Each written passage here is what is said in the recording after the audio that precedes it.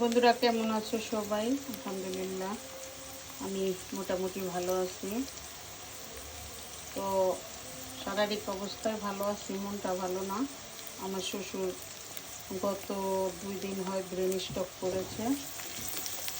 তো ওনাকে হাসপাতালে ভর্তি করেছি, কল্যাণপুর ইগনেশনে হাসপাতালে।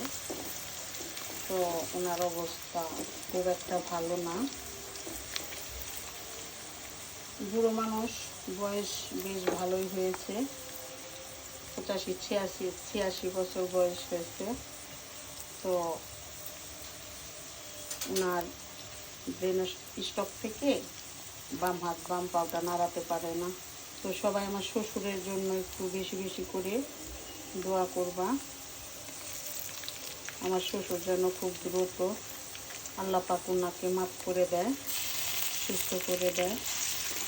এই দোয়াটা সবাই একটু বেশি বেশি করে করবা। এই আর কি, প্রতিদিন হাসপাতালে যেতে হচ্ছে, রান্না করে তাড়াহুড়া করে হাসপাতালে যাই, রাতে আসি। তো আমি ঠিকমতো ভিডিও ছাড়তে পারতাছি না বন্ধুরা, ঠিকমতো ভিডিও দিতে পারতাছি না। তো তোমরা কিছু মনে করবা না। দুঃখজনক কথা হচ্ছে আমার শাশুড়ি বেঁচে নেই।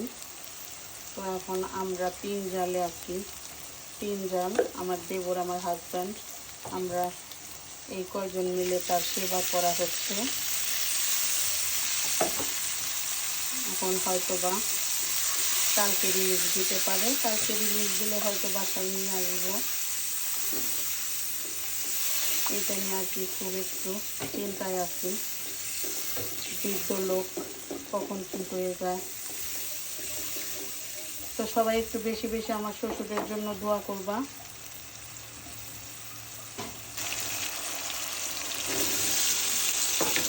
পটল দিয়ে ইলিশ মাছ রান্না করব। হাসপাতালে আবার খাবার নিয়ে যেতে হবে।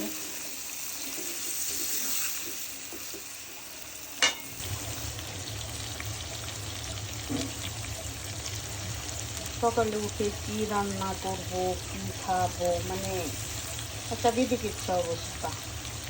এমনিতে মন মেজাজ ভালো না, তারপরে দেখা যায় কি রান্না করব, কি খাবো, এটা নিয়ে মানে ভাবতে ভাবতে সময় শেষ, রান্না করতে দেরি হয়ে যায়।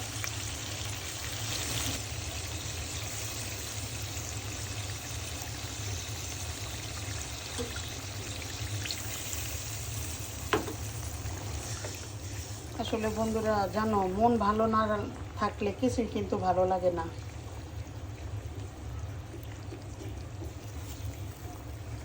কি করব বলো, কিছু করার নাই।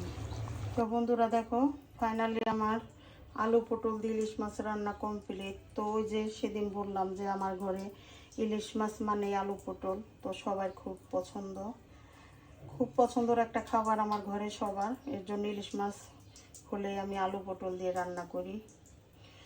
তো সবাই সুস্থ থাকো, ভালো থাকো। আমার এই রেসিপি যদি তোমাদের কাছে ভালো লাগে তাহলে আমাকে অবশ্যই একটু বেশি বেশি লাইক কমেন্ট শেয়ার করো। আমার পেজকে অবশ্যই অবশ্যই ফলো করো। তো আমার শ্বশুরের জন্য সবাই একটু বেশি বেশি দোয়া করো। সবাই সুস্থ থাকো, ভালো থাকো। আল্লাহ হাফেজ।